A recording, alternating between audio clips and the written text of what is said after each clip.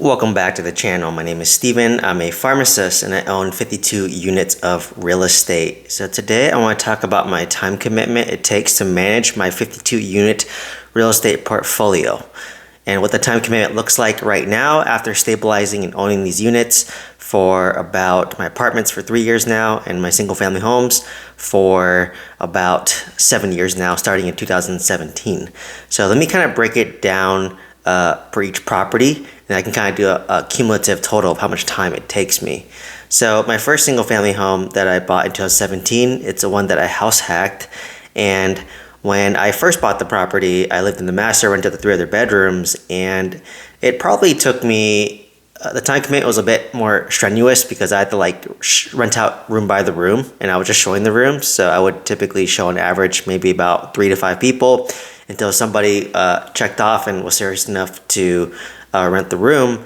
And once all the rooms were rented out, the average stay was about 6 to 12 months because people who house hack are typically more transient or in between stuff. So, from there, it just periodically I had to, show additional rooms. But honestly, since I moved out of there and rented it out, I rented it out to the tenant. It's been the same tenant since 2019, actually, till today.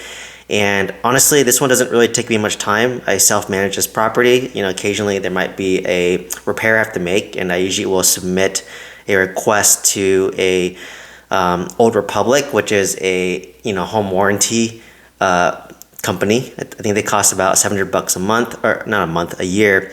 And every time you submit a request, you pay like a $80 trade call fee.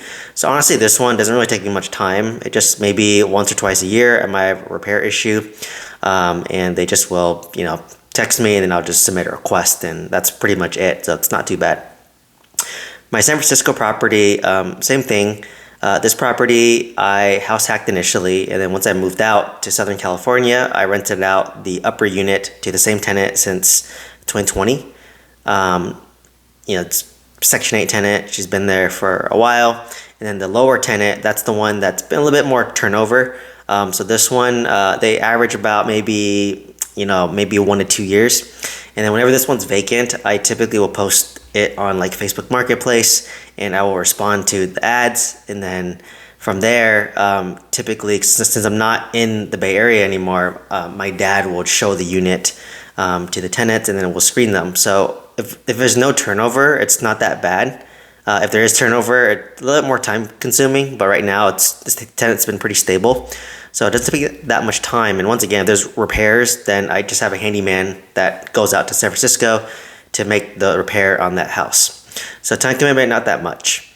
My next one is a property I own in Southern California. Once again, I got it in 2020. It's been the same tenant. And, this one, I think since I owned it for about 4 years now, I've maybe done like 2-3 repairs, and it's been like plumbing issues. But I have a plumber in Southern California who I just use and just send him over there, and I just pay him. So it's been pretty passive. It's been the same tenant. They've been great. The next one is my single family home in Huntsville, Alabama. This one I don't really spend much time on, to be honest. The average tenant has been about, I think the first tenant was 2 years, second tenant was 1 year, and then I have a new tenant that just moved in for about a year. I only really have to talk to the property manager if there's an issue. So if we had an AC issue, they asked me about potentially lowering the rents a bit from $2,000 to $1,900 for the new tenant, and there was a fridge that had to be replaced. So honestly, time commitment's not too much. It's just an email or two or a phone conversation for maybe 10-15 minutes, and this one's been really passive. I haven't really had to do much for this one. For my 26 unit apartment complex, so this one, it's pretty passive now because it's fully renovated and stabilized. And when I was renovating the property, I would probably talk to my property manager probably maybe 2-3 times a week for maybe at most an hour a week. And or I'll respond to a text message. So a lot of times initially when I renovated the first property or the first unit, a lot more conversation was needed because they need my approval. Do I like the flooring? Do I like the kitchen? Do I like the design? Do I like the cabinets? Do I like the cost? Do I like the aesthetic? And if that checks out, then it's just copy and paste for the other units, and it gets easier and easier. They just communicate with me in order to keep me updated on the status, how many were renovated, how many were rented out, or the next units you're working on. And that was really just it. So it wasn't too much of a commitment. And same with my 20 unit. Like when I was renovating it, I was talking to the general contractor at least two, 3 times a week to get a status update. Sometimes I'd text them, they'd call me, and it just would be like a quick conversation on that. So even when I was like stabilizing it's not too much of a time commitment when I'm renovating it. Like especially if they've done one or two, you just copy and paste. What's taken probably the most time is if I'm doing like a cash out refinance. So like, when I was trying to cash out refinance my 20 unit, it was very time consuming because you have to reach out to multiple lenders and give them all your documents, right? You have to send them all the emails, like all your documents. But it gets easier because once you have a file of all your documents, you just send that to all the lenders. But what takes the most time is you have to fill out their application. You have to talk to the underwriter to share your story, your vision, what you did at the property, what your experience is.